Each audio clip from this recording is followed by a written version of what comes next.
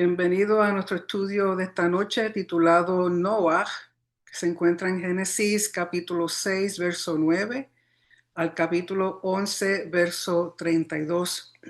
Y comenzamos con la bendición de la Torah que dice así, perdón. Baruch atah Adonai Eloheinu melech haolam, asher bahar banu amim, benatan lanu et torato. Baruch atah Adonai noten haTorah. Amén. Bendito eres tú, Adonai, Elohim nuestro, Rey del universo, que nos ha escogido entre todos los pueblos y nos dio su Torah. Bendito eres tú, Adonai, dador de la Torah. Amén. Y como les decía, la porción de esta noche se llama Noah, que viene siendo la segunda porción de este ciclo nuevo. Y el nombre de Noah puede significar descanso o consuelo, y se encuentra en Génesis capítulo 6, verso 9 al capítulo 11, 32.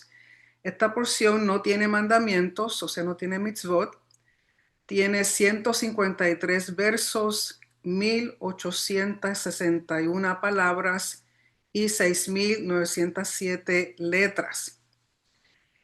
Y quiero compartir con ustedes otro recurso que tengo. Este se llama Humash, que viene en 5 tomos, y esta es la edición Wengrowski. Wengrowski, el Humash con las enseñanzas del Talmud Bavli y Yerushalmi, y los mandamientos basados en el Sefer HaHinuch. Y este es el tomo de Bereshit. Como les dije, es el Humash, pero viene en 5 tomos individuales, que está muy bueno porque tiene unos comentarios judíos. Siempre le trato de recalcar que es importante que, ya que estamos en este caminar de la Torah, que por favor tratemos de leer recursos judíos con el entendimiento, el pensamiento judío, porque si decimos que somos Israel, tenemos que comenzar a pensar como Israel, a estudiar como Israel y entender el pensamiento israelita.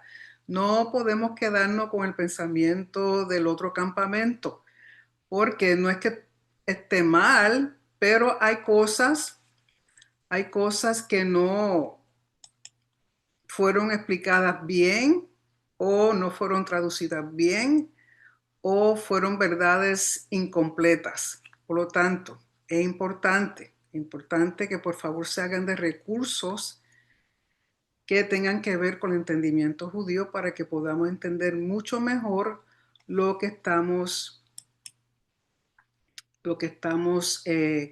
estudiando. ¿Ok? Eso es bien, bien importante. Otra cosa que les quiero dejar saber es que ustedes necesitan por favor entender que el pensamiento judío es un pensamiento occidental, muy diferente a donde estamos nosotros. Occidental, oriental, sí, del este. Es muy diferente a cómo pensamos, es muy diferente a lo que pensamos hoy día. Por eso también el contexto cultural es bien importante tenerlo en mente. ¿Ok? Así que eso quería dejarles saber. Y antes de comenzar a leer en sí la porción, quiero 2 comentarios. Número 1, que cuando hablé sobre la última porción en Deuteronomio, Bezot Berajá, no sé si se dieron cuenta que las bendiciones que hizo Moisés no se nombró la tribu de Shimón o de Simeón. Recuerden que Moisés está haciendo las bendiciones basadas a cómo las tribus van a ser ubicadas por terreno geográfico dentro de la tierra de Israel. Y a Shimón, la tribu de Shimón, él no da bendición porque resulta que la tribu de Simeón se une en términos de territorio a la tribu de Yehudá, que era la más grande y la que más terreno tenía. Y la tribu de Shimón era pequeña, por lo tanto se le dio parte de su herencia dentro de la tribu de Yehudá, por eso no se nombra. Y otra cosa que en la porción pasada de Bereshit, en el capítulo 4, verso 26, hablan sobre Enosh. Quiero que vaya un momentito ahí para leerlo correctamente como está aquí, donde dice en el capítulo 4, verso 26, dice, también a Shet le nació un hijo y lo llamó Enosh. Recuerden que Enosh significa humano, hombre. Y dice, desde entonces invocar el nombre de Hashem, Yod-Heh-Vav-Heh, se hizo algo profano. Profano. Algunas traducciones dicen que comenzaron a alabarlo, pero en el hebreo dice claramente que comenzaron a profanarlo. ¿Ok? Así que, y hablando un poquito sobre Bereshit, que fue la porción de la semana pasada, recuerden que estos primeros 11 capítulos de Bereshit son sumamente importantes porque establecen un patrón, establecen un fundamento, establecen eh, una idea de cosas que se van a estar leyendo durante el resto del tiempo de la palabra completa. ¿Ok? Así que déjenme buscar aquí. No, el capítulo 9.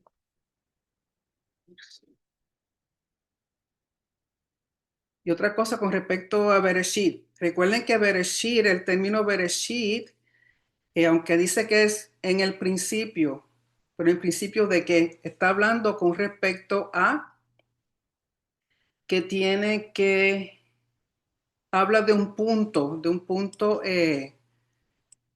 discúlpenme un segundito aquí que tengo, necesito, ¿dónde está? Ok. Um, aquí.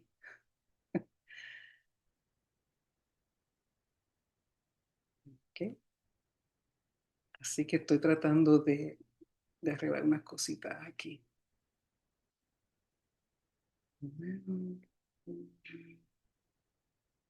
Ok, disculpen un momentito. Con respecto a Bereshit, proviene la palabra Reshit, que está hablando de un periodo, un tiempo específico, no está hablando de antes, sino de un momento que comienza algo a causa de algo. Y hay una creación de cosas materiales, pero nosotros tendemos hoy día en nuestra cultura a pensar en lo material, en lo físico, en forma. Pero para el antiguo Medio Oriente lo importante era orden, función y propósito de las cosas. Una cosa que tenemos que entender es que las cosas existían una vez se le daba función, rol y propósito. Un ejemplo, si yo tengo esta botellita aquí, que es de agua, este envase, aunque usted lo está viendo, hasta que yo no le doy una función y un rol propósito, no existe. Porque podemos decir que es un envase plástico, pero ¿cuál es su función? Retener agua. En este caso es agua. Y tiene exactamente 10 onzas de agua. Agua que puedo tomar. Así que la función es sostener esta agua dentro. Su rol es que es agua que puedo beber y su propósito es que lo puedo llevar conmigo donde quiera. ¿Okay? Así que en el antiguo Medio Oriente las cosas existían una vez se le daba función, rol y propósito. Por eso función era tan importante y también orden.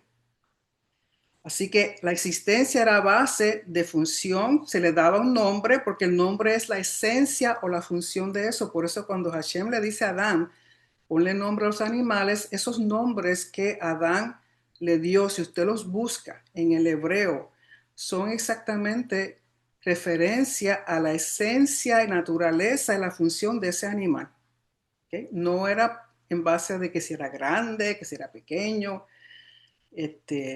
si era de un color, si era de otro color, si tenía garras, no, o sea, no, era su función, su esencia, su naturaleza. Otra cosa, cuando habla de que al hombre lo hizo a imagen y semejanza, siempre tendemos a pensar, pues entonces es que Hashem se parece a nosotros físicamente, no tiene nada que ver con lo físico, sino que tiene que ver con que imagen significa que contiene la esencia de lo que representa. La imagen contiene la esencia de lo que representa. ¿Okay? Mientras que semejanza expresa un parecido de cualidades, acciones y atributos. Por lo tanto, nosotros como imagen de Hashem contenemos la esencia de quien representamos, así como Yeshua era la esencia que representaba al Padre. Y semejanza tiene que ver que nosotros expresamos en nuestras acciones, en nuestros atributos, en nuestras cualidades a Hashem con sus cualidades, con sus acciones, con sus atributos. Si Él es justo, si Él es recto, pues se espera que nosotros también seamos justos, seamos rectos. Si Él es moral y ético, también nosotros. En ese sentido es que somos hechos imagen y semejanza de Hashem. Eso es importante entenderlo. Y otra cosa, cuando dice que al final Hashem en el séptimo día descansó, tenemos que entender que no es que se sentó a tomarse un cafecito, a comerse algo y olvidarse del resto del mundo, sino que fue todo lo contrario, porque descanso es una expresión de compromiso de mantener que el cosmos en orden, seguro y estable. Recuerden que para el antiguo Medio Oriente, la importancia de la cultura era orden, orden. Cuando se establecía un rey, cuando se establecía un líder, lo más importante era que ese líder, ese rey, mantuviera un orden de todo el gobierno, de todo su país, de todo lo que sucedía dentro de esa nación, dentro de esa cultura. Por lo tanto, cuando Hashem dice que se sienta, él se sienta a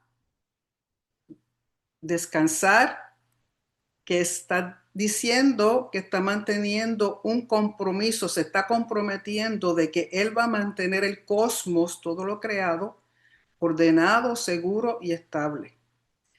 Y la creación viene siendo el templo cósmico del reposo, o sea, la creación completa viene siendo el templo cósmico del reposo, por eso tarda en hacer las cosas en 7 días. ¿Por qué en 7 días? Porque recuerden que 7 días es cuando se dedicó el Mishkan. 7 días para dedicar el altar, 7 días para dedicar el templo.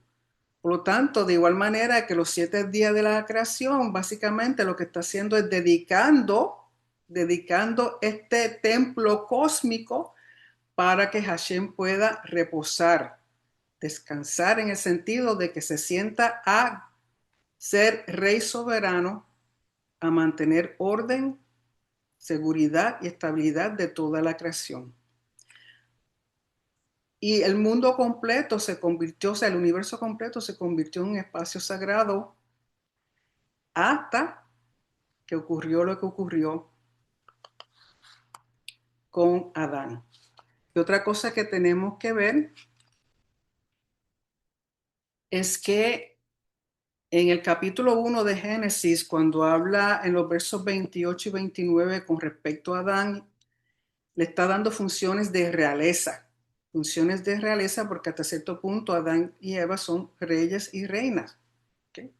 Y luego en el capítulo 2, cuando habla en el verso 15, le está dando funciones sacerdotales. Recuerden que Adán y Eva son una representación de la humanidad. Así que tienen funciones de realeza y tienen funciones sacerdotales. Y cuando Adán le da nombre a Eva, y él ya no se llama el mismo Adán, sino Ish, y a ella Isha, está hablando de su función, su naturaleza, su esencia y su destino. De nuevo, básicamente su rol, su función y su propósito. Cuando entra la serpiente, tenemos que entender que el concepto de la serpiente es muy diferente a lo que entiende hoy día en el cristianismo o en ciertas religiones, porque la serpiente simbolizaba en aquel tiempo sabiduría, desorden, enemistad, protección. Era usada en muchas formas. Recuerden que también que cuando Moisés levanta un asta con una serpiente de bronce, tenía una función ahí. Pero entonces la serpiente es más bien algo simbólico. Que hubiera sido una serpiente como las conocemos hoy, puede ser.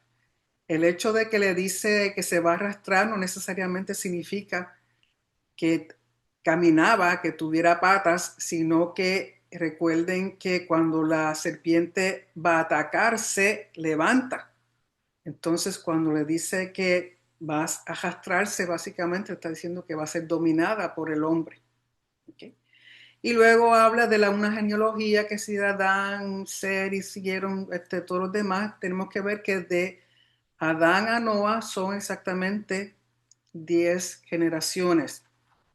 Y las genealogías representan continuidad y parentesco, con fines de prestigio y poder. Así que una genealogía, cuando leemos la genealogía, no necesariamente son todas las personas incluidas ni son exactas, sino lo que trata de mostrar es continuidad y parentesco. Muchas veces esto está asociado con prestigio y poder. Y otra cosa, cuando habla de Enoc que fue llevado, no dice que fue llevado al cielo, realmente no sabemos a dónde fue llevado, pero fue sacado para que no pasara por lo que venía, para que evitar la muerte por la forma que él era. Y lógico, cuando uno lee comentarios judíos, muchas veces dicen que él se convirtió en un ángel o se convirtió en Metatrón. Bueno, la cosa es que fue llevado por Hashem. Y luego, después de todo eso que sucede, habla de que el mundo, todos había entrado en una corrupción total. Todas las personas hablan también de que aún los animales dejaron su naturaleza normal y hubo una gran corrupción al extremo que Hashem decide deshacerse de todo con un diluvio. Pero cuando comenzamos a leer, vemos que este diluvio no es otra cosa que una recreación, porque vamos a ver muchas cosas en paralelo con los primeros 6 capítulos hasta el versículo 8, en el sentido de que vemos que se repiten muchas cosas. Hay lluvia, hay tierra, hay un viento, o sea que todo es, como decir, una recreación, un volver a ser. ¿Okay? Así que vayamos al capítulo 6, verso 9 de Bereshit, Parashat Noah. Recuerden que Noah significa el nombre descanso o consuelo. Y dice, estos son los descendientes de Noah. Noah era hombre, aquí dice virtuoso y perfecto, pero en el hebreo no está el i. En el hebreo dice Sadik Tamim. Sadik Tamim. Sadik es recto, una persona recta. Tamim es una persona, dicen perfecta, pero es una persona completa en el sentido de que nada le falta, tiene todo el potencial necesario para llevar a cabo su rol, su función y su propósito, de acuerdo a cómo Hashem creó a ese individuo. Así que eso es bien importante. Y dice, entre sus contemporáneos, o sea, en su generación, que también hay comentarios que dicen que Noah era recto, perfecto en su generación, pero si hubiera estado en la generación de Abraham, no hubiera sido tan justo y perfecto, porque ellos dicen que Noah, cuando Hashem le dice que va a destruir al mundo y que haga un arca para salvarse él y su familia, él no protesta, él no dice Adonai y los demás. Si existen más justos, no tendrás consideración de ellos, como hizo Abraham cuando Hashem le reveló de que iba a destruir a Sodoma y a Gomorra. Entonces tenemos comentarios a favor y en contra, unos diciendo que sí, era justo, que era bueno, que era realmente una persona que el Señor necesitaba que existiera así, mientras que otros dicen, sí, pero él no se puso a pedir por los demás y ¿okay? Así que hay división en eso. Verso 10, Noah tuvo 3 hijos, Shem, Ham y Jafet. Y aunque están nombrados en ese orden, Shem no era el mayor, Shem era el del medio, el mayor era Jafet y el menor era Ham. Pero también los comentarios dicen que está puesto en ese orden porque Shem era el que más sabiduría tenía de sus 2 hermanos. Verso 11. Se corrompió la tierra ante Elohim, la tierra se colmó de crimen o violencia. En el hebreo la palabra jamás, que significa violencia y robo. En el verso 12 dice, y esta corrupción no tan solo tiene que ver con violencia y robo, sino que una gran idolatría y sobre todo una inmoralidad sexual, una inmoralidad sexual. Verso 12. Elohim observó la tierra y resulta que estaba corrupta porque todo ser corrompió su propia naturaleza sobre la tierra, que hablan que aún hasta los animales. Verso 13. Elohim le dijo a Noah, he decidido el fin de todo ser porque la tierra está llena de crimen o de jamás o de violencia o de robo a causa de ellos. Mira, voy a destruirlos de la tierra. Haz para ti un arca, que en el hebreo es teva, que solamente se utiliza 2 veces ese término en la Torá, una para referirse al arca de Noé y otra para referirse a la canasta donde Moisés es puesto. Haz para ti un arca de madera, aquí dice de conífera, y las traducciones lo que dan a entender que era un tipo de cedro, un tipo de cedro. Dice, haz compartimientos en el arca y revístela por dentro y por fuera con brea. Por dentro y por fuera con brea. Hazla así, 300 codos la longitud del arca, 50 codos su ancho y 30 codos su altura. Y un ama o codo son de 48 a 60 centímetros dependiendo de las opiniones. Verso 16. Hazle el arca una fuente de iluminación. Aquí la palabra en el hebreo es zohar, zohar, no zohar, zohar con sadi, que significa luz o ventana. Y los comentarios dicen que lo más probable, algunos dicen que él puso como unas perlas, un tipo de piedra que se iluminaba. Otros dicen que no, que era una ventana. Entonces viene la pregunta si esa es la única ventana. Y vamos a ver que el arca tiene 3 pisos. Dicen que el primer piso era para los desechos de los animales. El segundo piso estaban todos los animales. Y el tercer piso era donde estaba Noah con toda su familia.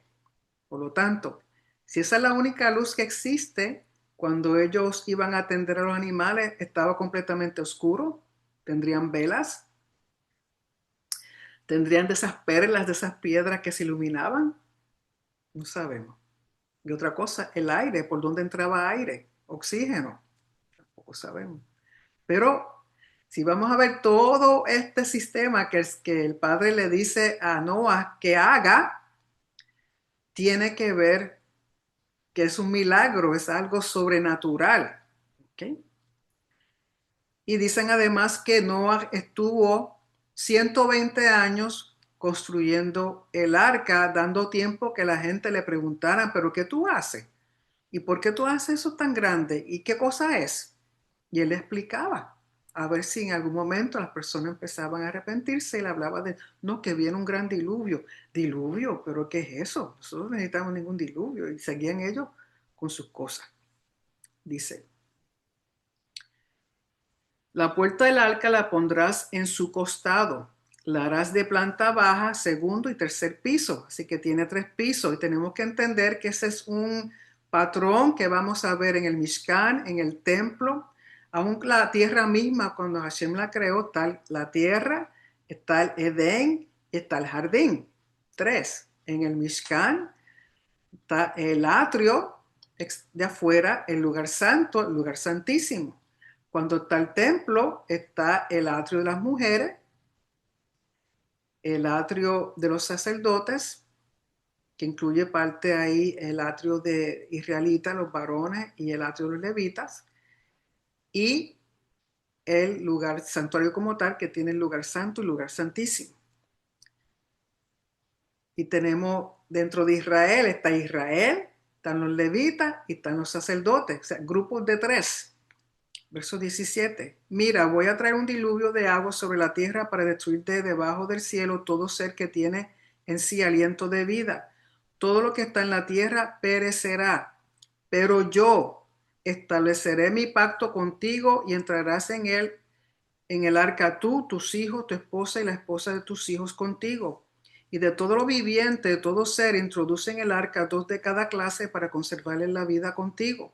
Macho y hembra serán, de cada especie particular de seres voladores, de cada especie particular de animales de ganado, de cada especie particular de los pequeños animales rastreros de la tierra, irán contigo 2 de cada uno para conservarles la vida.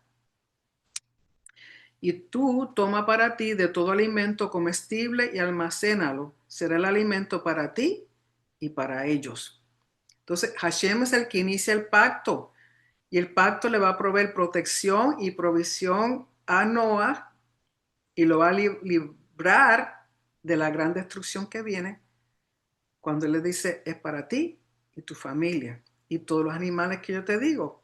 Y dan a entender en los comentarios que los animales realmente fueron dirigidos por Hashem de que entraran de 12 al arca. Verso 22. Noah hizo tal como Elohim le ordenara, así él hizo. Capítulo 7. Dijo Hashem a Noah, entra tú y toda tu casa al arca, pues a ti te he visto sádic, virtuoso ante mí en esta generación. De todos los animales puros, toma 7 y 7, macho y hembra, y de los animales no puros 2, el macho con su hembra. Entonces la pregunta es, ¿cómo sabía Noah cuáles son los animales puros o limpios y cuáles no son? Tenemos que entender que la Torá no necesariamente fue dada únicamente en, en el ¿cómo es? En el Sinaí, sino que a Adán le fue dada algo de la Torah oral, a Noah, a Abraham y sucesivamente hasta que fue dada para ser escrita en el monte Sinaí. O sea que la Torah en sí, recuerden, si ustedes leen los comentarios con respecto a Bereshit, una de las cosas que dicen que Bereshit, en el principio de qué, en el momento de que comenzaron las cosas, en el momento de la Torá. O sea, todo se hizo por la Torá. En otros sitios se dicen que todo fue creado para Israel. En otros te dicen que todo fue creado a causa de Abraham. O sea que hay muchos comentarios al respecto. Pero una de las cosas que dicen es la Torá. Porque con la Torá, con las palabras, con el lenguaje hebreo, Hashem creó y formó todas las cosas. ¿Okay? Y dice, verso 3, asimismo de las aves puras, 7 y 7, macho y hembra, para conservar su especie sobre la superficie de toda la tierra. Porque en otros 7 días yo haré llover sobre la tierra 40 días y 40 noches, y borraré toda existencia que he hecho sobre la superficie de la tierra. 40 días y 40 noches, y tenemos que entender que el 40 es el valor numérico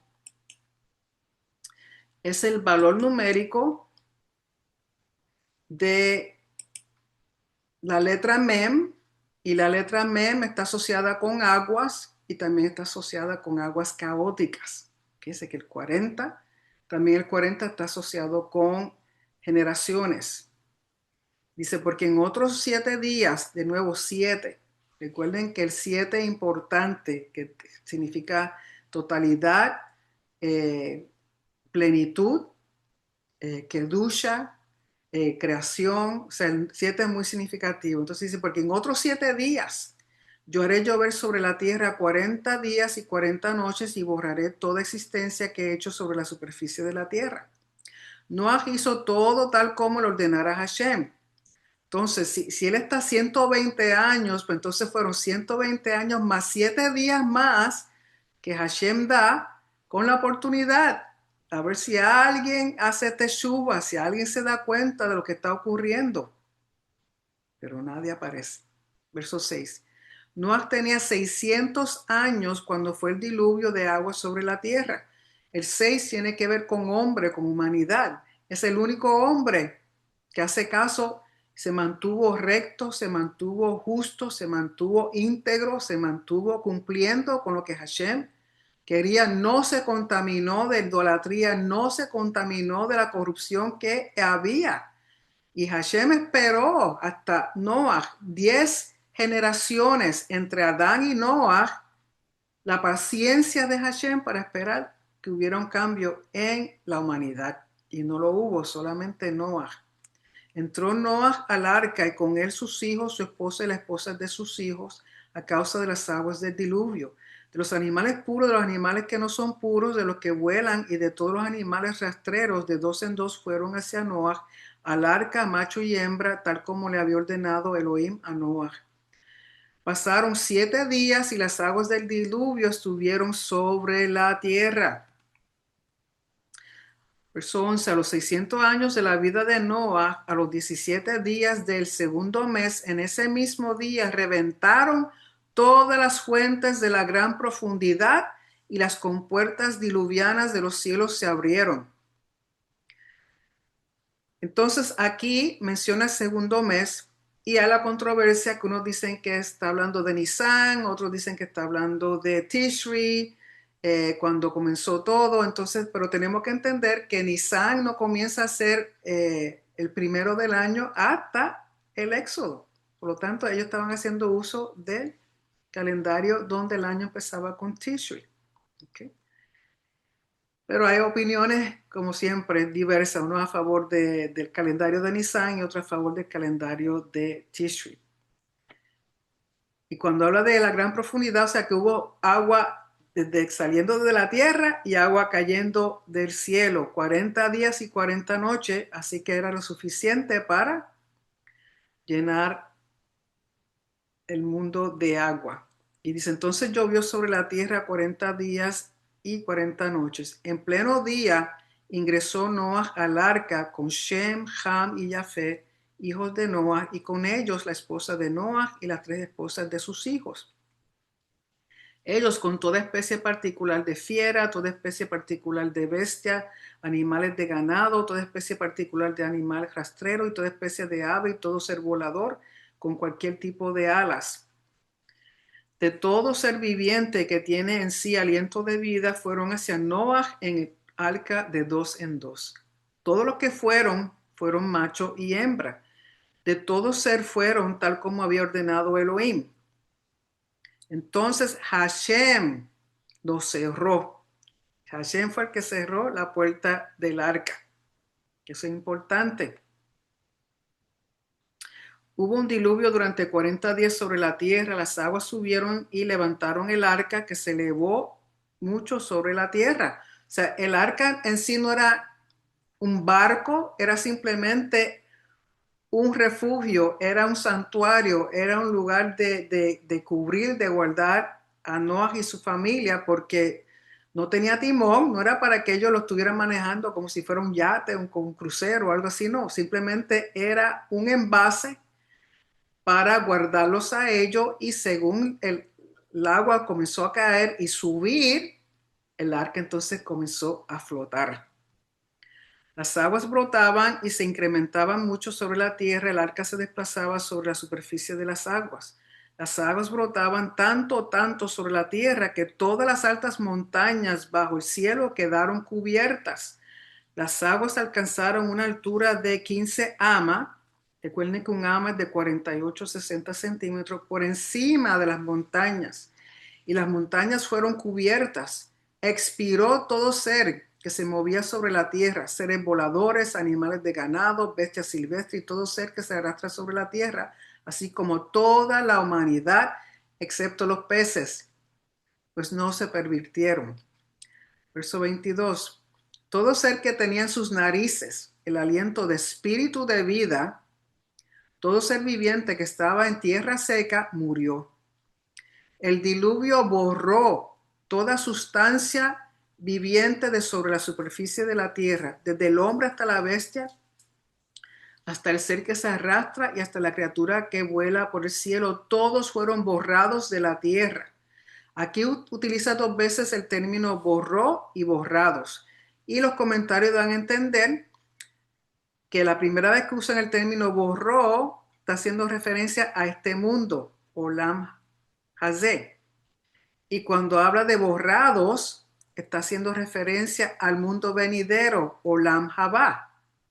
O sea que entonces que ni aquí ni allá van a estar estas vidas que por idolatría, por corrupción, por inmoralidad, por profanar el nombre de Hashem, por no obedecer, por hacer lo que les dio la gana, sin pensar en nada ni en nadie, no tendrán lugar en el mundo venidero, sino que fue una muerte completamente total en el sentido de que no tan solo en ese momento, sino que cuando venga el juicio final, tampoco.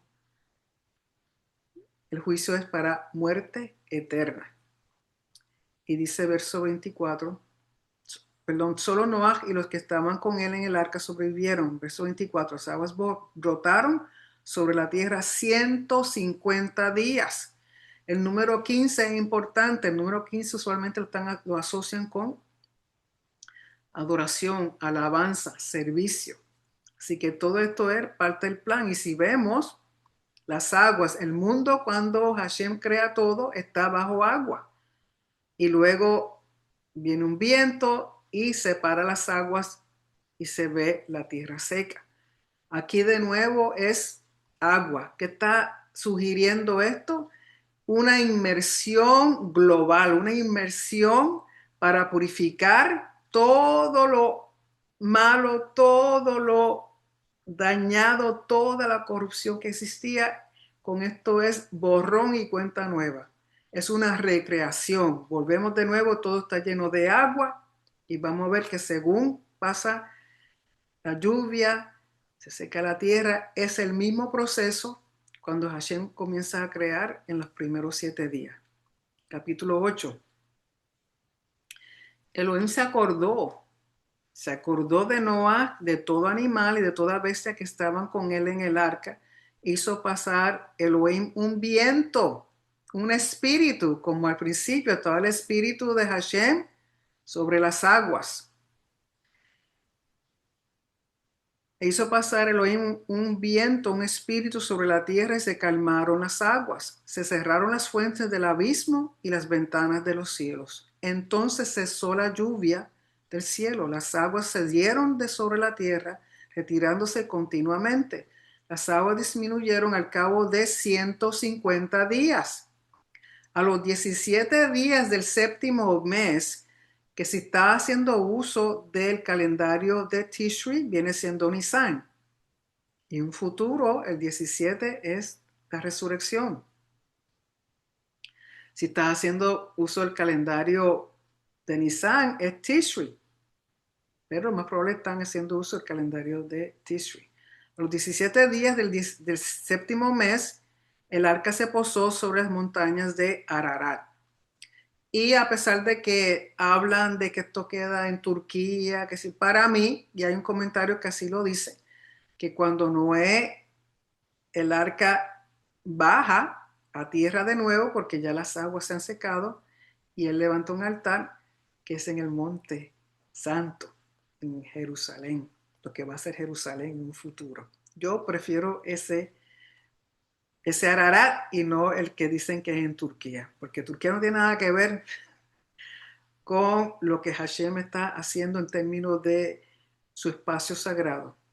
Recuerden que Él crea en la tierra, crea el Edén dentro en un lugar específico en la tierra y luego en ese Edén hace un jardín, que para mí es Israel, Jerusalén y el Monte Santo.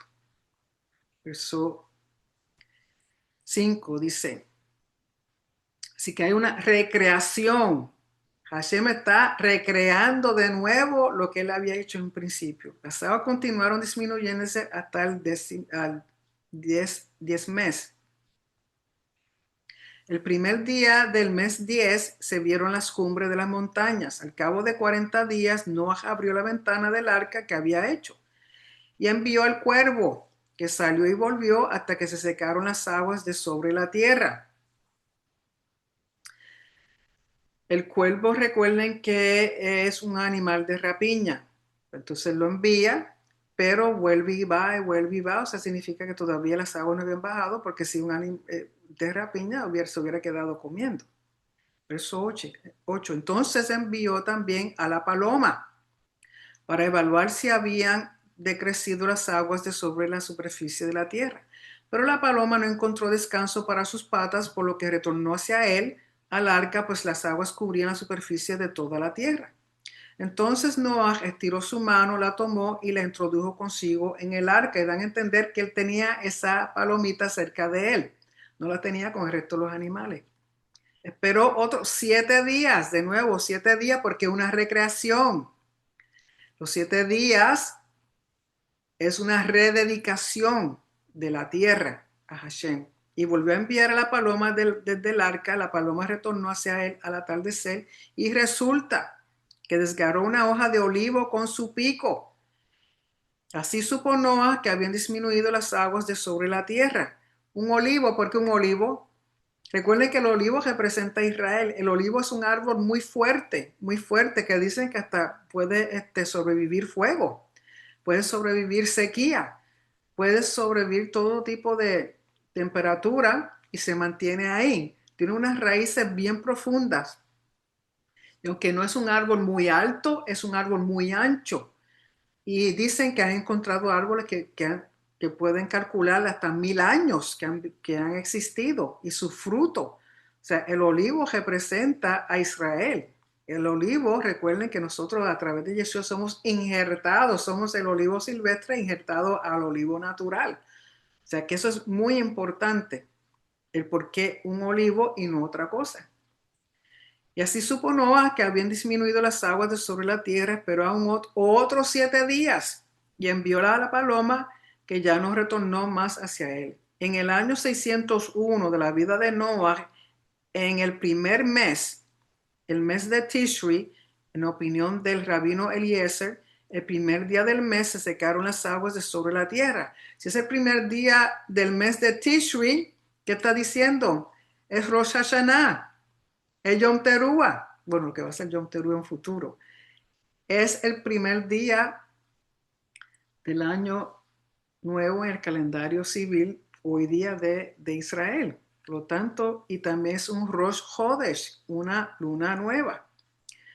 Entonces Noah retiró la cubierta del arca, miró y resulta que se secó la superficie de la tierra. Así que vimos agua, tierra seca, había un viento. Y a los 27 días del segundo mes, la tierra quedó completamente seca. Verso 15. Elohim le habló a Noah diciéndole, sales del arca, tú y tu esposa, tus hijos y las esposas de tus hijos contigo. A salir contigo todas las criaturas vivientes de todo ser, seres voladores, animales y todo lo que andan arrastrándose sobre la tierra. Que se reproduzcan abundantemente en la tierra, que proqueen y se multipliquen sobre la tierra, que fue el primer mandamiento que Hashem le da al hombre y a las criaturas. Porque ahora, al haber esta recreación,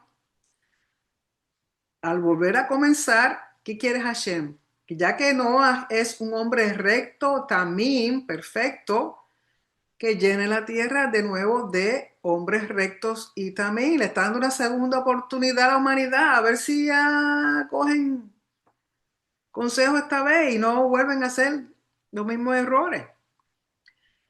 Y otra cosa, todos los animales que Hashem salvó, todos los animales que Hashem salvó, en comparación con toda la gente que existía, el único fue Noah. Entonces, de todos los que entran con Noah, son 8. El 8 es un número, si usted el 8 lo mira de ladito, es el número de infinito. También es el número de permanencia, número de un nuevo comienzo. Por lo tanto, con Noah va un nuevo comienzo, una nueva recreación, a ver si esta vez la rectitud, la imagen y semejanza de Hashem se puede llevar a cabo y llenar con animales que no se corrompieron y con una familia que no se corrompió. Y a pesar de que no habla mucho de los hijos de Noah hasta este momento, al poner a Shem primero, como les dije, está haciendo referencia de que era más sabio que sus hermanos. Por lo tanto, si podemos deducir que por causa de la rectitud, la integridad, la fidelidad, la fe, la obediencia de Noah, su familia fue salvo. Y eso nos debiera enseñar algo a nosotros, que es por causa de nosotros, si nosotros somos los primeros en entrar en la Torá, en caminar en este caminar. Usted sabe las bendiciones que también su familia recibe, es más, en su trabajo, donde quiera que usted, porque usted está y usted representa al creador de los cielos y la tierra y todo lo que existe, al soberano rey, único Elohim, también son bendecidos. No sé si usted se ha dado cuenta que cuando usted llega a algún sitio, por ejemplo, yo he notado a veces salimos nosotros un grupito y llegamos a un sitio, se llena. Le traemos negocio, le traemos eh, prosperidad a la gente, bendición a la gente. Hay gente que nos ven y se nos pegan como si tuviéramos miel encima. ¿Por qué? Porque es la bendición de Hashem. Lo que atrae es la bendición de Hashem. Lo que atrae es que ven algo en nosotros que debiera ser, si somos imagen y semejanza de Hashem, debieran ver que nuestros atributos, cualidades, que nuestra forma de pensar, de ser, reflejan a Hashem mismo. Entonces dice, salió Noah con todo y todo ser viviente, todo ser que anda arrastrándose, todo ser volador y todo lo que se mueve sobre la tierra salieron del arca de acuerdo a sus especies. Recuerden la importancia de especies, porque solamente una especie puede reproducirse conforme a su especie, con otro de su misma especie. No se pueden mezclar. Eso fue una de las cosas que trajo también corrupción a los animales, que dicen que entre los mismos animales comenzaron a unirse y tener relaciones que no producían nada bueno. Recuerden que dos especies que no son idénticas tratan de reproducirse, no sale nada. No sale nada. ¿Por qué? Porque la ley de la naturaleza que Hashem estableció desde un principio es especie con su especie para procrearse y multiplicarse. No mezclas. Cosas que no son iguales en términos de especies no se pueden mezclar. Verso 20, Noah erigió un altar a Hashem y tomó de todo animal puro y de toda ave pura y ofreció ofrendas sobre el altar. Porque el altar está rededicando la tierra a Hashem, está estableciendo de nuevo la autoridad y la soberanía de Hashem sobre la tierra. Eso es lo que significa el altar. Y al hacer esas ofrendas, está mostrando agradecimiento, está siendo recíproco al Elohim que lo salvó. Sintió Hashem el aroma placentero y dijo Hashem en su corazón, no volveré más a maldecir la tierra por causa del hombre. Porque la inclinación, el yetzer del corazón del hombre es mala desde su juventud. Y aquí yetzer lo traducen como inclinación. Pero yetzer también podemos ver que es la fuerza creativa del ser humano, la fuerza creativa que se transforma en pensamiento, y ese pensamiento se transforma en imaginación, y esa imaginación luego se transforma en el hacer algo, el crear algo, el llevarlo a cabo. Y todo donde comienza en el corazón, que también es el espíritu del hombre. El espíritu del hombre. Tenemos que entender los términos de acuerdo a cómo los define la Torah. Porque espíritu, ¿qué es el espíritu? Lo que llaman nefesh.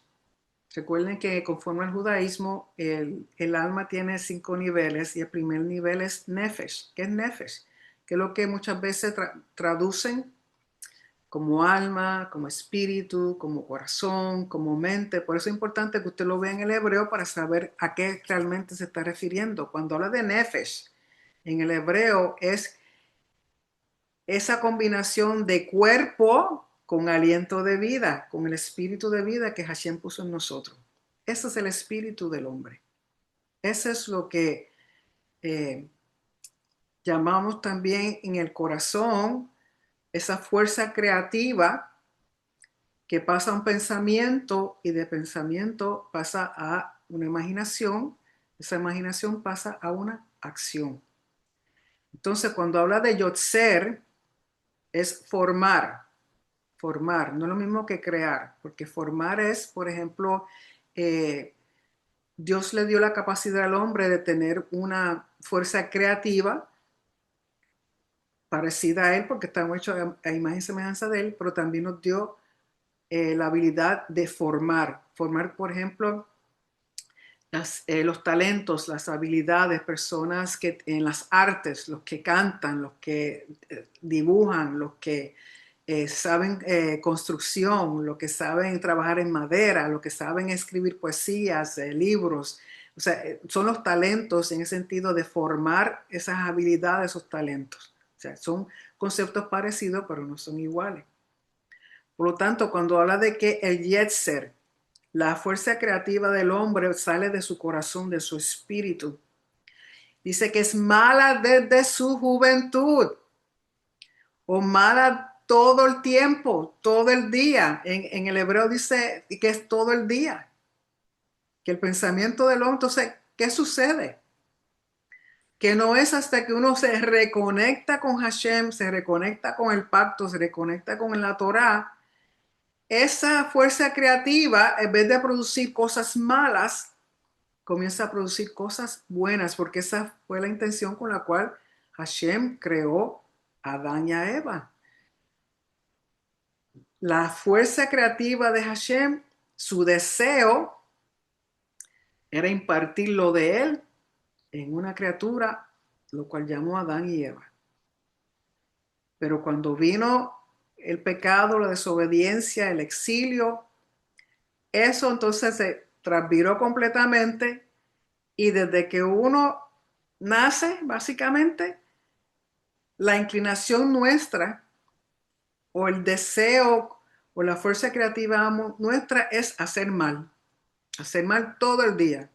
Si no es por la Torá, si no es por la palabra, si no es por la misericordia y la gracia de Hashem en nuestras vidas, nos sería, es difícil poder dominar esa inclinación mala, ese deseo negativo. Tenemos que continuamente, tenemos una lucha de que lo bueno tiene que sobrepasar lo malo, de que la fuerza creativa en mí debe ir hacia lo bueno, que lo que yo haga debe ir inclinado hacia lo bueno. Entonces es una lucha constante, y de eso hablaba Pablo. Lo que quiero hacer no hago, y lo que no quiero hacer hago. Eso es lo mismo. Porque la inclinación o el yetzer o la fuerza creativa del corazón del hombre es mala desde su juventud o desde siempre. Ni tampoco volveré a castigar a todo ser viviente como hice. Mientras perdure la tierra, siembra y cosecha, frío y calor, verano e invierno, día y noche, no cesarán. O sea que Hashem está haciendo esa promesa.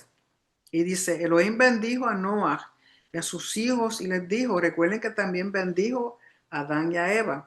Sean fructíferos, multiplíquense y colmen la tierra. Ustedes inspirarán temor y miedo a todos los animales de la tierra, las aves del cielo, todo lo que se arrastran por el suelo y los peces del mar.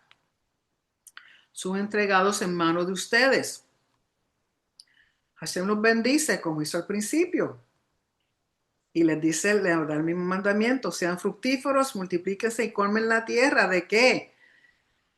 De rectitud, de justicia, de bondad, de integridad, de moral, de ética, de todo lo bueno, así como Hashem. Verso 3. Toda criatura que se mueve y vive será para alimento de ustedes, así como les autoricé los vegetales, ahora les autorizo todo. O sea que ahora pueden comer carne. Antes no podían, antes todo era vegetariano porque no existía la muerte y para usted comer carne, el animalito hay que matarlo. Verso 4. Pero la carne con su sangre de vida no deberán ingerir. No obstante, de la sangre de sus propias almas pediré cuenta de todo animal y de mano del hombre, de un hombre respecto de su hermano, pediré cuenta de toda vida humana. O sea, el asesinato, si un animal mata a un hombre, entonces Hashem se encargará de eso. Si un hombre mata a otro, que es asesinato, también Hashem será a cargo de eso cuando hay testigos y cuando hay una legalidad y hay un juicio. Si no hay testigos, no se cree que esa persona se va a quedar con lo que hizo. Hashem hará justicia. Verso 6. El que derrame la sangre del hombre deberá morir a manos del hombre, de nuevo, en un juicio. No es que, no es que uno tome venganza uno solo. Por eso luego más adelante hablan de las ciudades de refugio. Si hay testigos, se hace un juicio. Si no hay testigos, Hashem se encarga de eso. Entonces dice, pues a la imagen de Elohim, él hizo al hombre. En cuanto a ustedes, fructifíquense, multiplíquense, reproduzcanse en la tierra y multiplíquense en ella. Verso 8.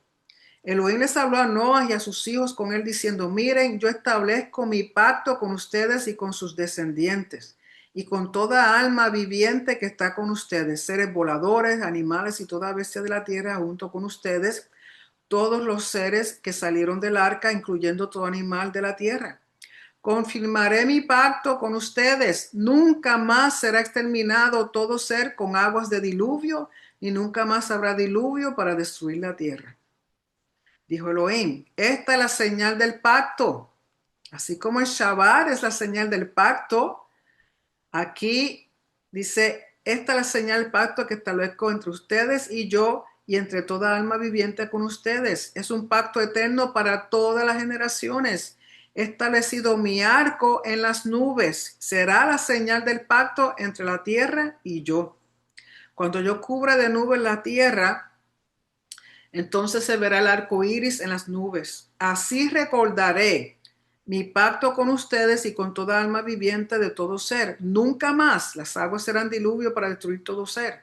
El arco iris estará en la nube y yo lo veré para recordar el pacto eterno entre Elohim y todo ser viviente en toda carne sobre la tierra. O sea que el arco iris es para Hashem recordarse, no es para nosotros. Yo lo disfruto, a mí me fascina verlo y le doy gracias al Señor. Porque ese arco desde Noah se está viendo en los cielos cuando llueve, cuando hay grandes tormentas.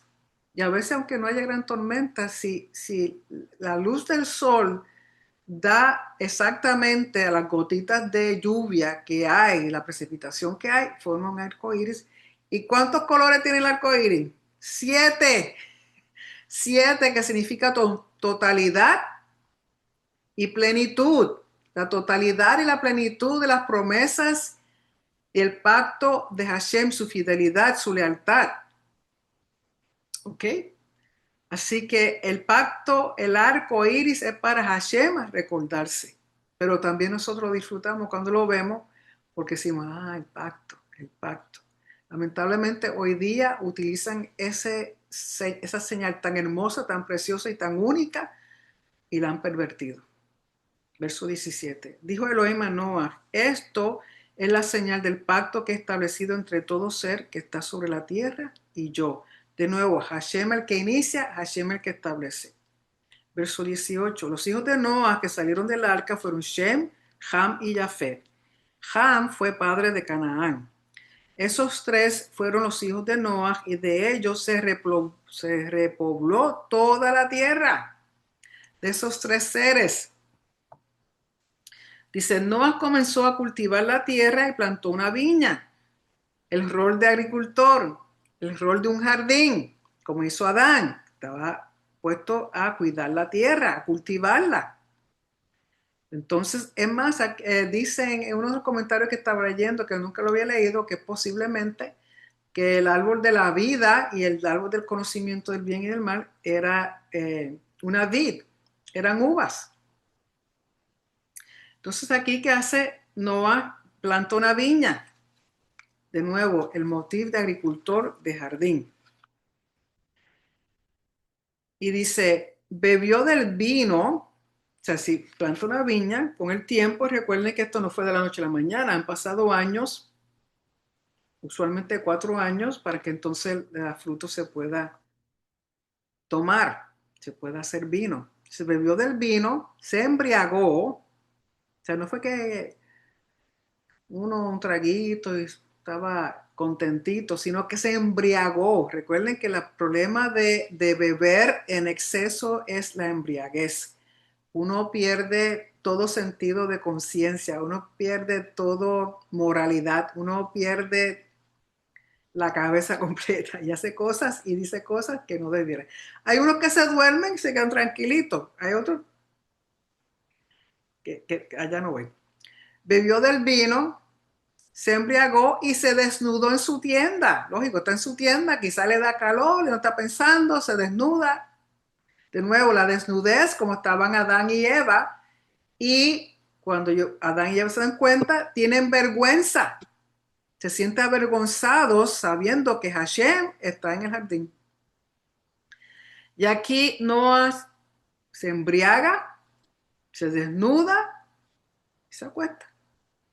Verso 22. Ham, padre de Canaán, vio la desnudez de su padre y les contó a sus 2 hermanos que estaban afuera. Y aquí hay muchos comentarios al respecto, porque ver la desnudez de otra persona, del padre, de la madre, más adelante vamos a ver que está asociado con inmoralidad sexual.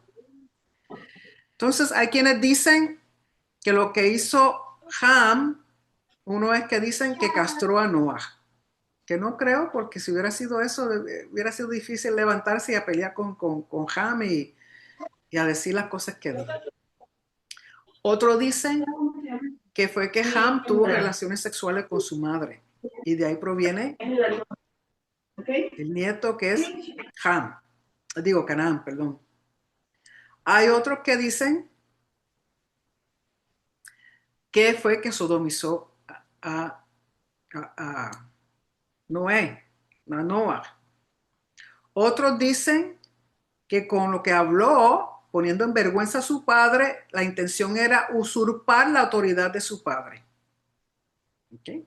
Así que son conjeturas, son opiniones, son especulaciones. Yo me voy mejor con la última que dice que al divulgar la desnudez de su padre, estaba buscando una falla para que entonces usurpar la autoridad de su padre.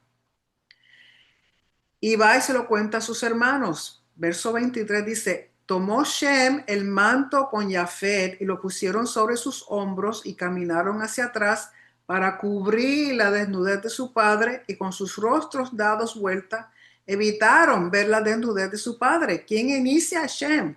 Al cual llaman más sabio, con su hermano Jafet. Lo que hacen es que cubren a su padre, no lo miran. Recuerden el respeto, el honor a su papá. Todo lo contrario a Ham. Cuando Noah despertó de la embriaguez que le produjo su vino, se enteró lo que había hecho con él su hijo pequeño. Así que ya sabemos que Ham es el más pequeño. En otros sitios dicen que Jafet es el mayor. Por lo tanto, Shem queda en el medio. Pero siempre mencionan a Shem porque tiene que ver con que era el más sabio. Verso 25, y dijo, maldito sea Canaán, no dice Ham, porque recuerden que cuando ellos salen del arca, Hashem bendice a Noah y bendice a sus 3 hijos. Y lo que Hashem bendice nadie puede maldecir. Él maldice a Canaán. Sirviente de sirviente será para sus hermanos. Verso 26, dijo también, bendito sea Hashem, Elohim de Shem. Canaán será sirviente de ellos. Que Elohim expanda a Jafet y que él resida en las tiendas de Shem. Y Canaán será sirviente de ellos.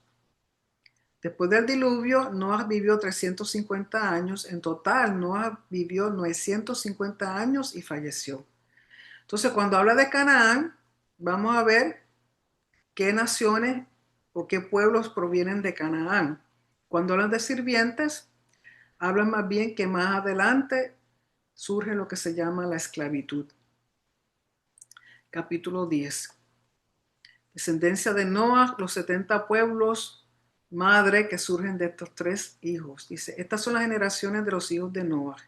Shem es el ancestro de los semitas. Ham y Jafet, quienes tuvieron hijos después del diluvio.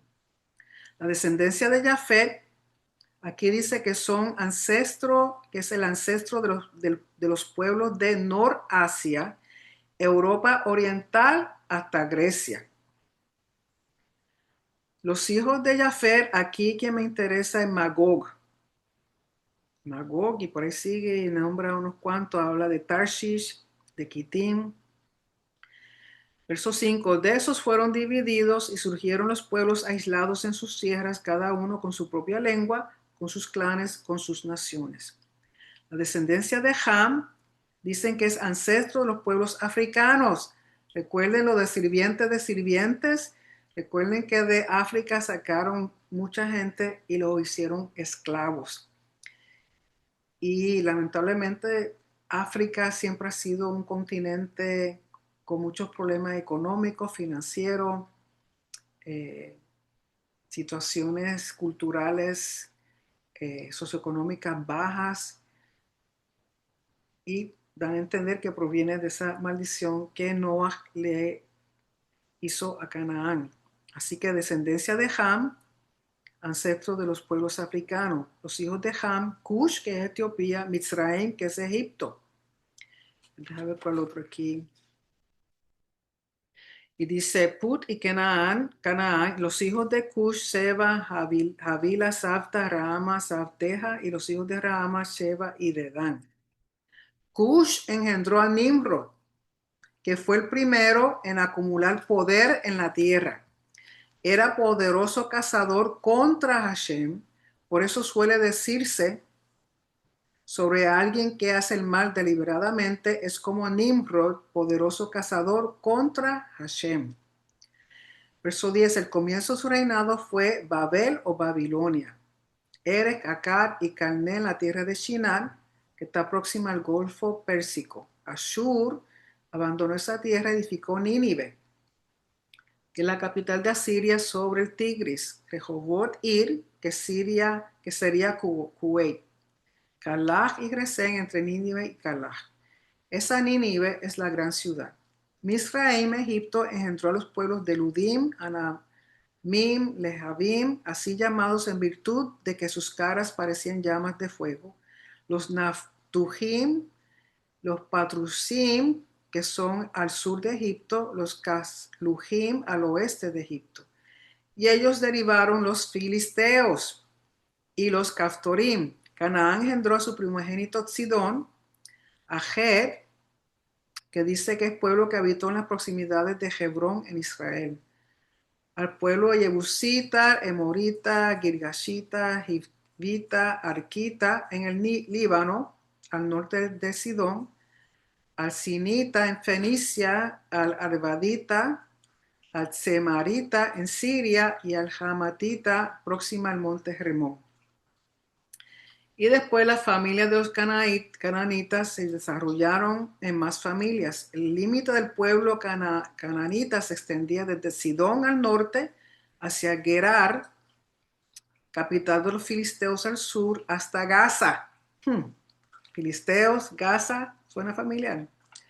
Ciudad sobre el Mediterráneo, sudeste, suroeste de Israel, y hacia el este, hacia Sedom o Sodoma, Amorá, Gomorra, Adma y Zeboim, que son ciudades ubicadas en el extremo suroeste del Mar Muerto, hasta Lasha, que es la región sobre la costa este del Mar Muerto hacia el norte.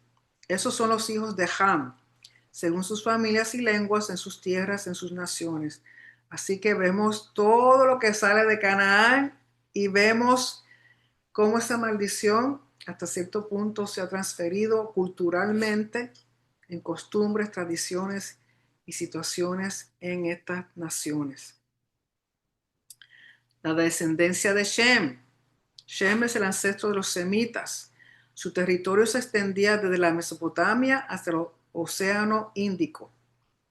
Verso 21, también a Shem le nacieron hijos. Él fue el ancestro de todos los que habitan en la otra orilla, hermano de Jafet, el mayor. O sea que ya aquí no hablaron del menor y no hablaron del mayor, por lo tanto Shem queda en el medio. Los hijos de Shem fueron Elam, Ashur, que es Asiria, Arpachshad, Lud, Aram, que es ancestro de los arameos.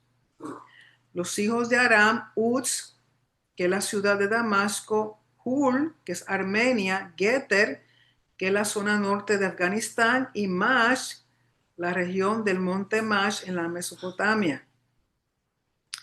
Arpachshad engendró a Shelah y Shelah engendró a Eber, que es el ancestro de los hebreos. A Eber le nacieron dos hijos. El nombre de uno fue Peleg, porque en sus días fue dispersada la población de la tierra. Y el nombre de su hermano fue Yoctán, que es el fundador de Yemen. Yoctán engendró a Almodad, que es una tribu del sur de Arabia, a Shelef, a Hatzarmavet, a Yaraj, a Hadoram, a Uzal, a Dikla, a Obal, a Abimael, que es la Meca, a Sheba, a Ofir, a Javila, a Yobab. Todos estos fueron hijos de Yoctán. Estaban establecidos desde Mesha, que es la Meca, hacia Sefar, que es Medina, y el monte del Oriente, que es la región oriental de Arabia. Esos son los hijos de Shem, según sus familias, sus lenguas, en sus tierras, conforme a sus naciones. Ellos son los ancestros de la raza semita. Esos son los clanes de los hijos de Noah, según sus linajes, por sus pueblos. De eso surgieron todos los pueblos y fueron dispersados sobre la tierra después del diluvio. O sea que originalmente de estos tres hijos salen 70 naciones originales. Sabemos que hoy día hay muchas más, pero esas son las originales básicas, como decir, las primeras. Y se van a establecer en diferentes sitios: Europa, África y el Medio Oriente. Del Medio Oriente es Shem, lo que viene siendo Europa en la parte norte, viene siendo Jafet, que incluye España, incluye Grecia, y Ham, Canaán, continente de África. Capítulo 11. Aquí comienza entonces la Torre de Babel. Toda la tierra tenía una misma lengua, que dan a entender, hay de nuevo diferentes opiniones, pero la mayoría dice que era el hebreo, la lengua sagrada, y vocablos unificados. Cuando emigraron desde Oriente, encontraron un valle en la tierra de Shinar y allí se establecieron. Se dijeron entre sí: vamos, hagamos ladrillos y horneémoslos al fuego. Dice, utilizaron ladrillo porque en Babilonia no hay piedras. Babilonia es un valle y las piedras se encuentran en terrenos montañosos. El ladrillo les sirvió de piedra y el asfalto de revoque. Dijeron, vamos, edifiquémonos una ciudad y una torre cuya cúspide llega al cielo, y hagamos un nombre para que no nos dispersemos sobre la superficie de toda la tierra. Recuerden la importancia de nombre. Tiene que ver con su esencia, su naturaleza, su rol, su función, su propósito. Entonces ellos todos están unidos y quieren darse un nombre. Recuerden que hacerse de renombre, poder, fuerza. Hashem descendió para ver la ciudad y la torre que edificaban los hijos del hombre. Entonces Hashem desciende y ellos hacen una torre, y mucha gente se imagina una torre regular, pero para este tiempo lo más probable que hicieron fue lo que se llama un zigurat. Un zigurat es una estructura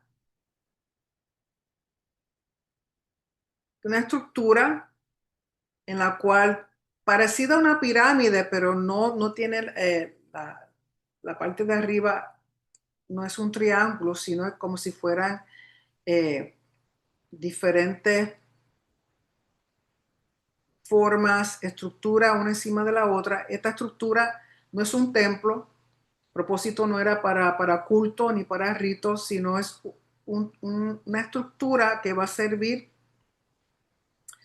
como una rampa, como una rampa donde, según ellos entendían, esa rampa, esa estructura va a mantener la escalera que usan los dioses para bajar del cielo a la tierra.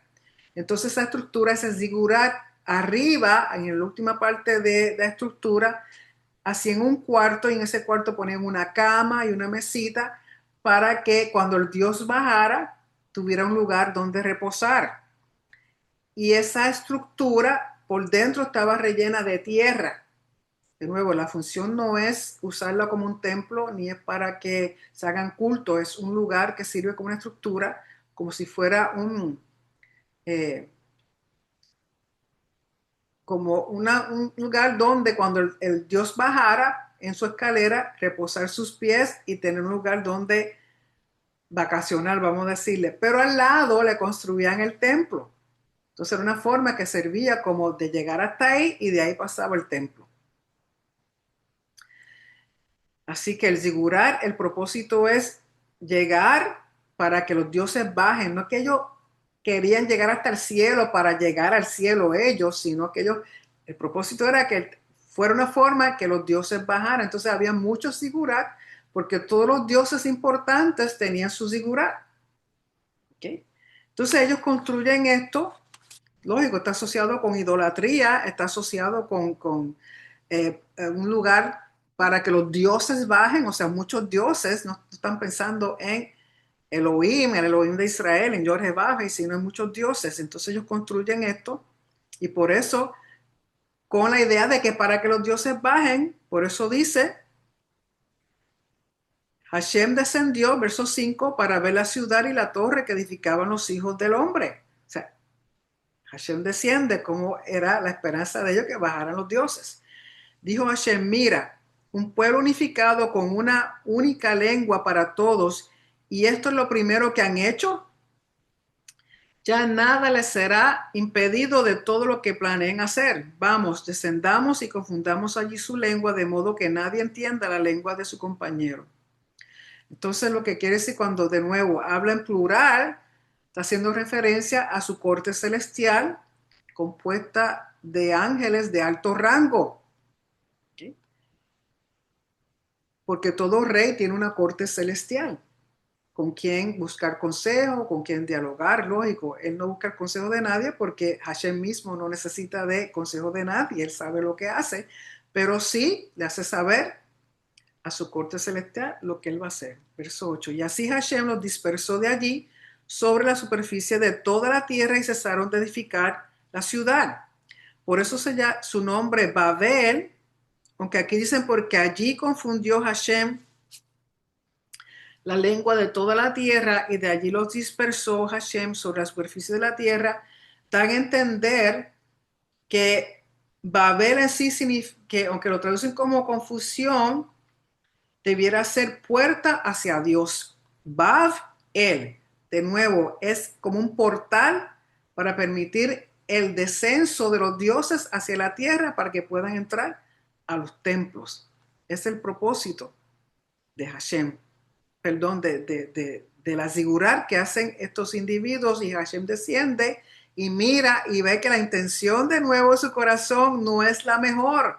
Entonces, ¿qué él hace? Los dispersa y de ahí comienza pues entonces a poblar la tierra completa. Ahí surgen los 70 naciones a través de los hijos de Noah, los lenguajes, las costumbres, los idiomas, y por ahí se dispersan. Verso 10. Estos son los descendientes de Shem. Shem tenía 100 años cuando engendró, y comienza por ahí, que lo que vivió y los hijos. En el verso 15 dice, después de haber engendrado a Eber, recuerda que Eber ancestro de los hebreos, engendra a Peleg. Verso 18. Peleg tenía 30 años cuando engendró a Reú. Y recuerden que durante el tiempo de Peleg es que la tierra es dividida. Una de las cosas que dicen, que se creen que al principio, cuando la tierra volvió a llenarse de agua, que se dividió en continentes.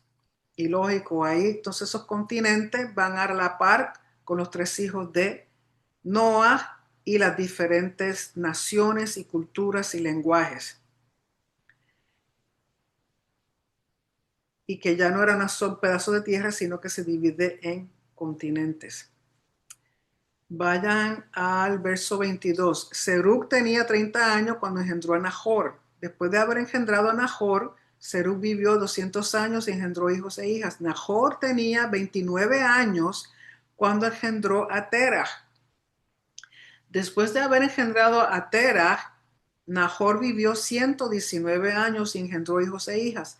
Terah tenía 70 años cuando engendró a Abraham, a Nahor y a Harán. De nuevo, 70. Si el papá de Noah tenía 700, de nuevo el 7 es significativo. Terah tiene 70 cuando engendró a Abraham, Nahor y a Harán. Y aquí de nuevo ponen a Abraham primero porque Abraham es el más sabio, y en un comentario que leí dan a entender que Harán es el mayor. Abraham y luego Nahor, el más pequeño. Estas son las generaciones de Terah. Terah engendró a Abraham, a Nahor y Harán. Y Harán engendró a Lot. Harán murió en vida de su padre Terah en la tierra de su nacimiento en Ur-Kasdim. Abraham y Nahor se casaron. El nombre de la esposa de Abraham fue Sarai, y el nombre de la mujer de Nahor, Milca, hija de Harán, padre de Milca e Isca. Entonces, Isca es otro nombre para Sarai, que significa, creo que luz, entendimiento. Sarai, cuyo nombre sería cambiado luego por Sara, era estéril, no tenía hijos. Terah tomó a su hijo Abraham y a su nieto Lot, hijo de Harán, y a su nuera Sarai, esposa de su hijo Abraham, y salieron juntos de Ur, Kasdim, para ir a la tierra de Canaán. Y al llegar a Harán, en la Mesopotamia, se asentaron allí. Terah vivió 205 años y murió en Harán. Isca deriva de ver, que alude al espíritu profético de la matriarca. Okay. Una cosa que se me olvidó decir, que dicen que cuando construyeron la torre de Babel, el zigurat, que Abraham tenía 48, que tenía 84 años cuando eso ocurrió. Ya Abraham tenía 84 años. Entonces Terah vivió 205 y murió en Harán.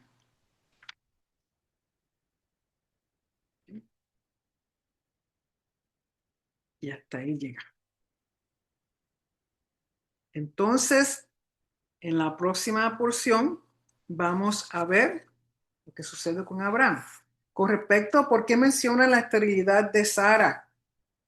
Recuerden que la esterilidad en este tiempo en una mujer no era lo más agradable, porque para este tiempo una mujer que era estéril consideraban que era un juicio de parte de los dioses, en este caso pues de parte de Dios, que va a ser el Dios de Abraham, Isaac y Jacob.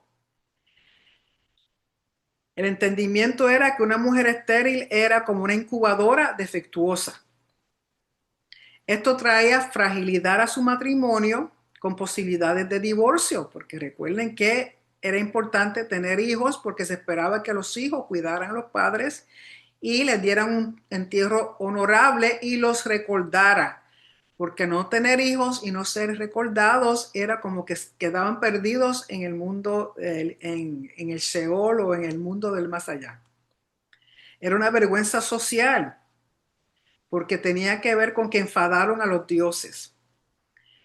Y la incertidumbre, como le dije, del inframundo al no tener descendiente que los recordara. Y también va a ser un obstáculo a la promesa que Hashem le hace a Abraham. O sea que son muchas cosas interesantes con respecto a la esterilidad.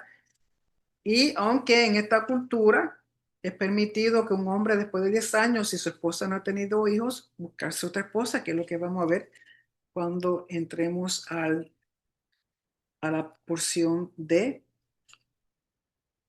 Lech Lecha, que va a ser la semana próxima. Quería hacer unos comentarios con respecto al nombre de Noah. El nombre de Noah es una Nun y una Het. Y si usted mira esas letras, tienes una Het y una Nun, pero en forma sofit. Y deletrea Gen. Y Gen lo que traducen como gracia al español.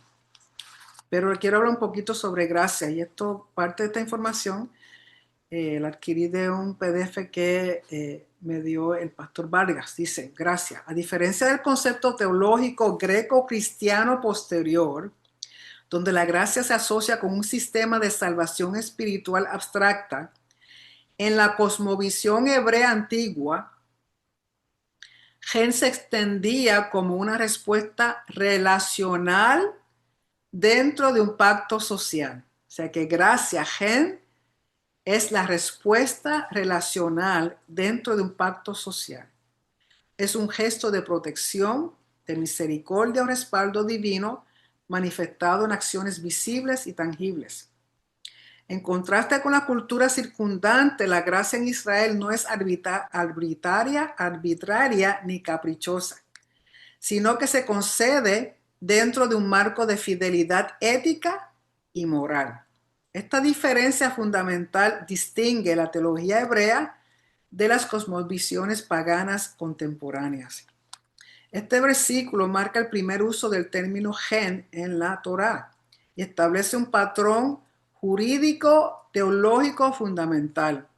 La gracia puede ser hallada, gen, matzah gen, lo cual implica que no es otorgada al azar, sino encontrada por quien cumple ciertas disposiciones del pacto divino. Desde una perspectiva legal bíblica, esto sugiere que la gracia no anula la justicia, sino que funciona como un acto de clemencia dentro de la Torá, similar a como un juez puede otorgar misericordia sin violar el sistema judicial. La gracia opera dentro del marco legal, no fuera de él. Los sabios explican que Noah vivió de tal forma que se convirtió en un recipiente digno de gracia. Es decir, la gracia no lo transformó primero, sino que su conducta lo posicionó para recibirla. Este enfoque contradice la noción cristiana moderna que presenta la gracia como completamente desvinculada de las obras y del pacto. La gracia no anula la responsabilidad moral ni la obediencia al pacto. Es el sello divino sobre una vida alineada a la voluntad de Hashem. ¿Y cómo usted conoce la voluntad de Hashem? Se llama Torah Emet, la Torah verdadera, de verdad. Una respuesta misericordiosa, o sea, es el sello divino sobre una vida alineada a la voluntad de Hashem, una respuesta misericordiosa a quienes buscan vivir en rectitud a pesar de las circunstancias adversas. Y yo lo resumí de la siguiente forma. Tus obras, tus acciones te posicionan para ser un recipiente de gracia y bendiciones o desgracia y maldiciones. ¿Qué clase de recipiente tú quieres ser? Tú quieres recibir gracia y bendición, te tienes que posicionar de acuerdo a la voluntad de Hashem. Y de nuevo, ¿cómo conoces la voluntad de Hashem? Su Torah. Su Torah te deja saber cuál es su voluntad. Está clarita ahí. Por eso es importante leerla, requete leerla, estudiarla año tras año para que uno vaya adquiriendo entendimiento, madurez, sabiduría, que es tan importante, y lograr tener cualidades que nos distingan del resto de la humanidad, que en nosotros vean a Hashem, que nosotros vean su voluntad, que nosotros vean quién es Él y todo su amor, su justicia, su rectitud. ¿Okay?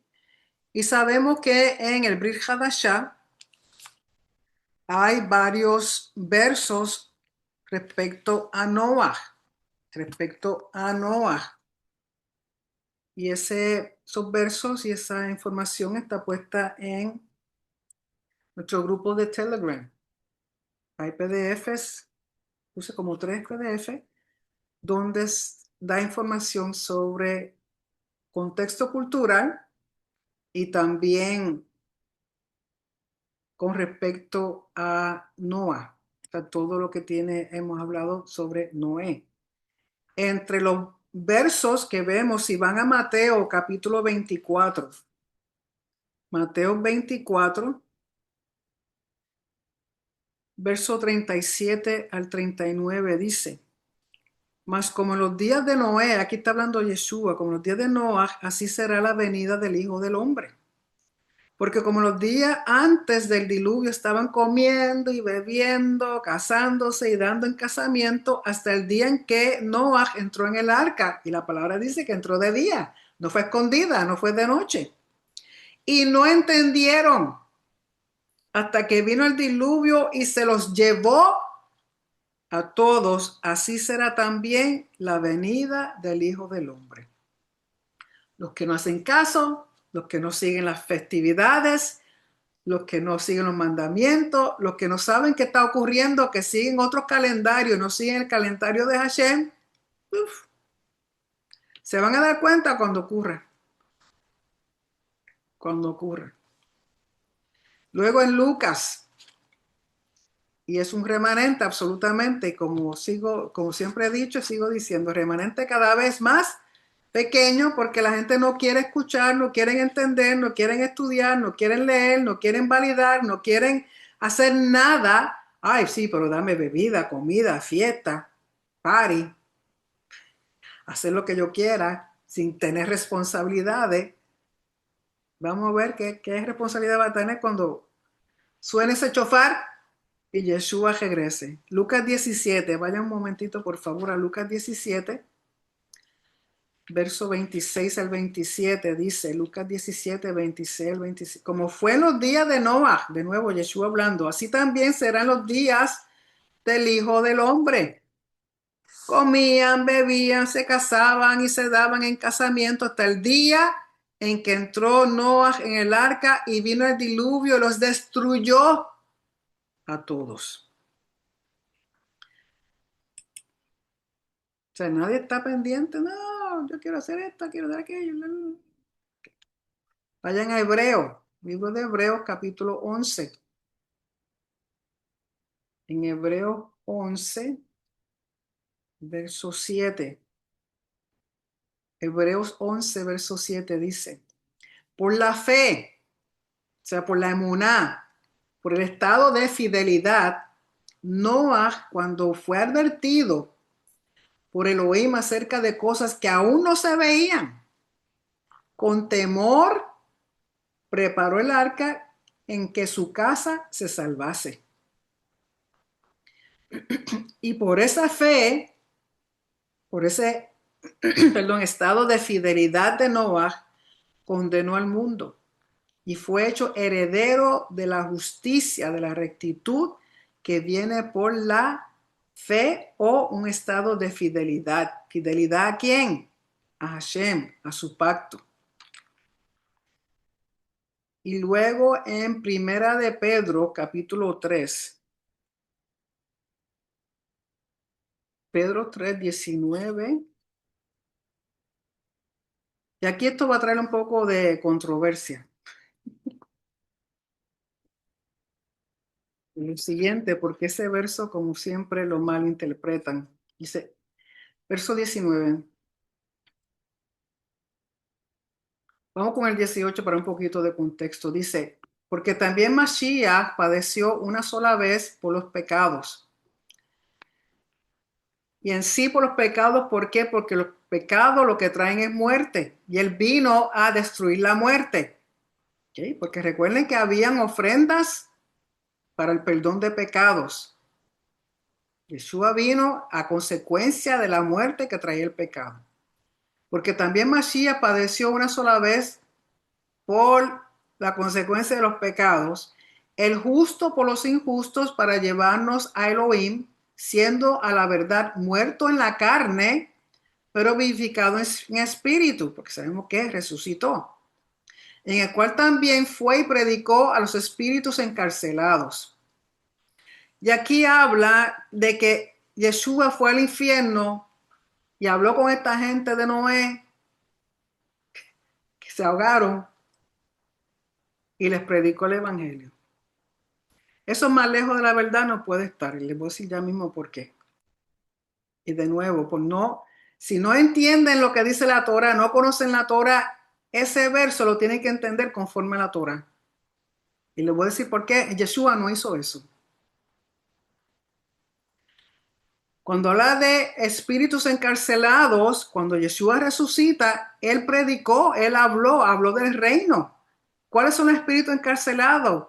Las personas que aún tenían, no creían que él era el Mashiach, no creían que él había resucitado, que estaban atados ellos mismos en su yetzer, su deseo creativo, su propio yo.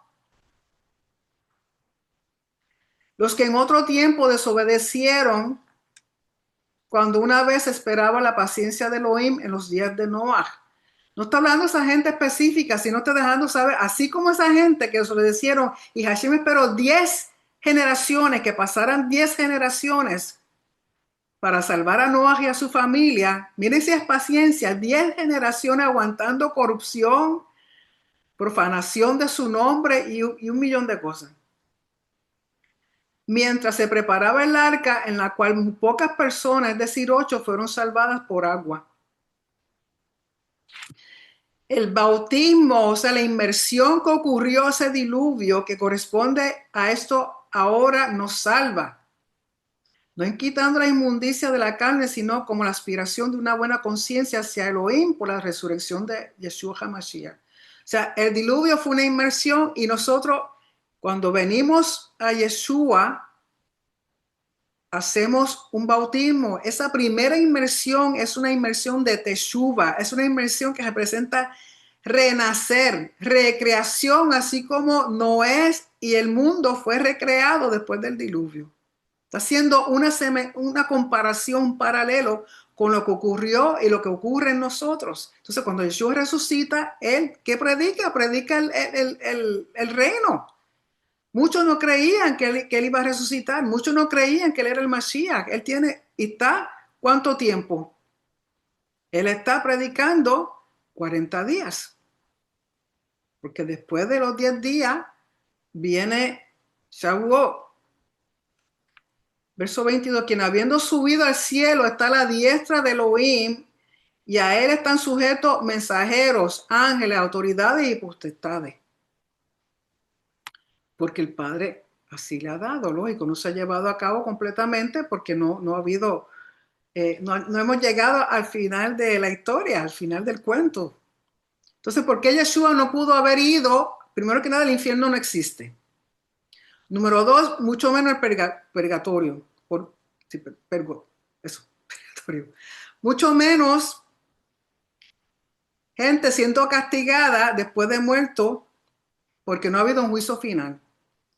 Tenemos que entender que cuando una persona muere, queda en un estado dormitante. Y hasta que no haya una resurrección y un juicio final, hay quienes van a vida eterna y hay quienes van a muerte eterna. Pero Yeshua no pudo ir a predicarle a muertos porque es una abominación y va en contra de la Torah. ¿Dónde dice eso? Porque hablar con muertos es una forma de adivinación que se llama necromancia. Necromancia. Vaya un momentito a Deuteronomio capítulo 18. Deuteronomio capítulo 18.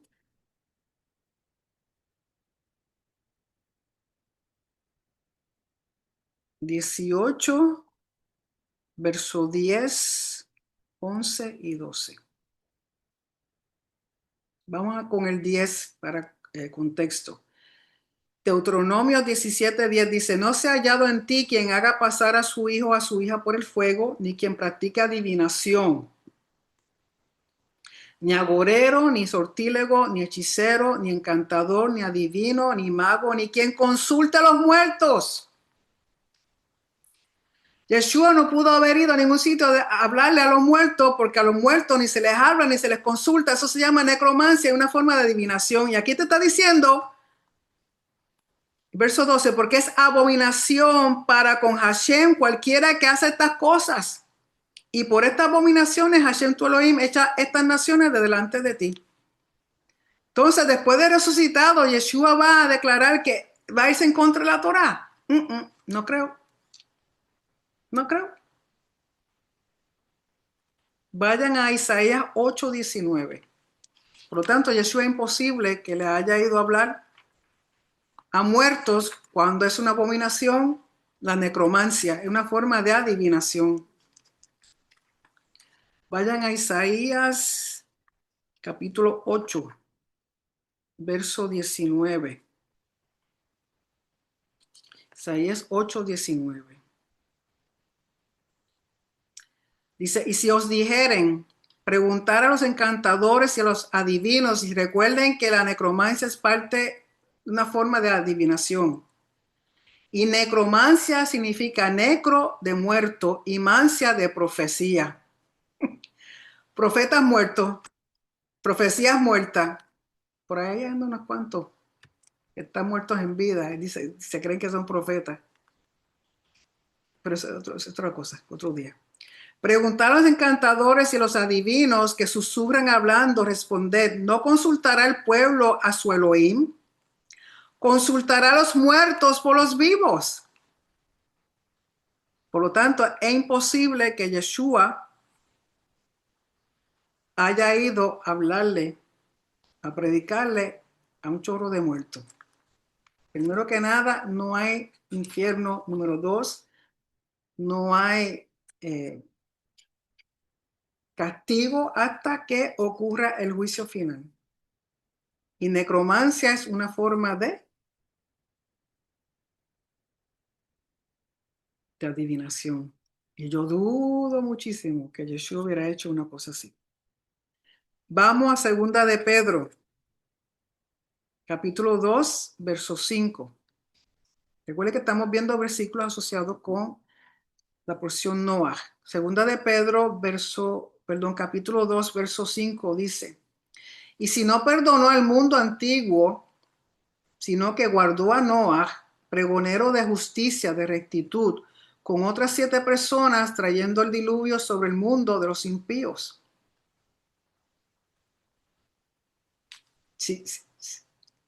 Si no perdonó toda una humanidad,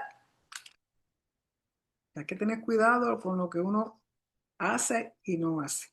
Segunda de Pedro, ahí mismo en capítulo 3, verso 8 al 22. Perdón, 3, ¿no? 22.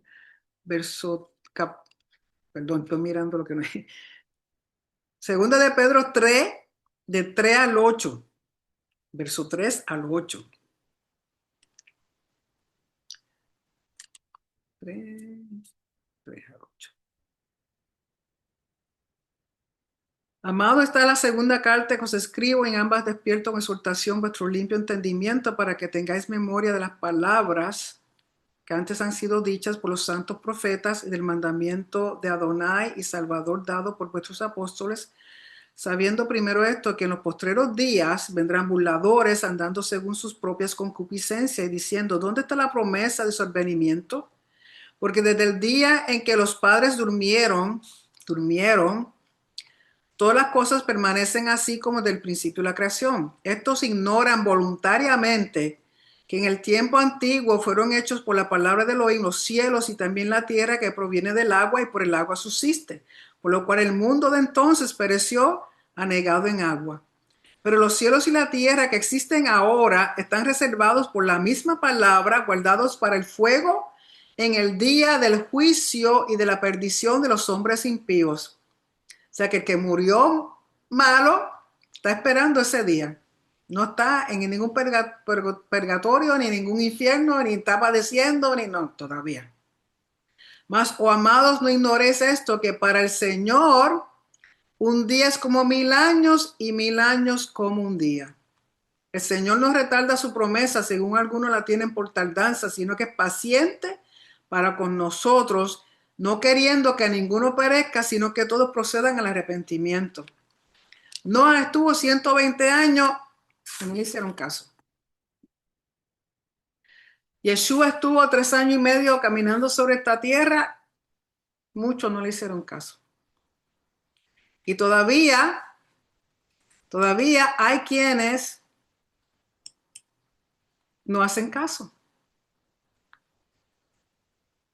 Traemos la palabra, la digerimos, se la damos, le damos recursos, le damos información, le mostramos, le pedimos que validen, le pedimos que estudien, le pedimos que... Es para usted mismo, para usted y su familia. O sea que es importante, mis hijos, es importante estudiar, leer, corroborar y de nuevo, si lo que está en el Brit Hadashah, cuando usted lo lee, no tiene sentido o no se alinea con lo que dice la Torah, la cual, de la única forma que usted sabe si se alinea es si está estudiando la Torah. Si no se alinea es porque fue o una mala traducción o una mala interpretación. Porque hay muchas cosas, lamentablemente, que entraron en el Brit Hadashah, en las traducciones, porque el Brit Hadashah tiene muchísimas traducciones que entraron y los traductores tienden a poner su opinión y hay muchas cosas en el Brit Hadashah, el Nuevo Testamento, que son antisemitas, que son anti-Torah, que son cosas que no alinean. Así que usted sea un buen estudiante y verifique, porque es bien importante que ustedes tengan entendimiento para cuando llegue ese día no perezcan como los que perecieron en la generación de Noah, Sodoma, Gomorra. ¿Okay? Así que con eso terminamos esta porción y ya la próxima comenzamos con Abraham.